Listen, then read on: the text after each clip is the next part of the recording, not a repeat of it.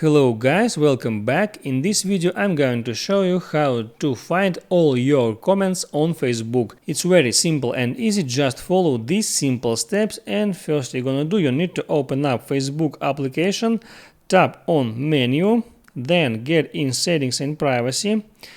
Here tap on settings, and then you need to look for activity log. Here it is, I will tap on it. And here in this horizontal menu, I need to find this option like your comments. Here I get it and just tap here. And here you see all the comments I ever posted on Facebook.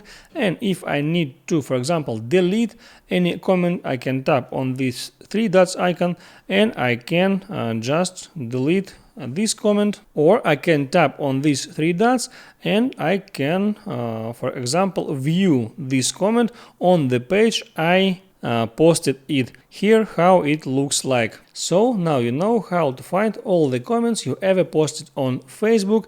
Make sure you like this video if this information was helpful for you, and see you next time.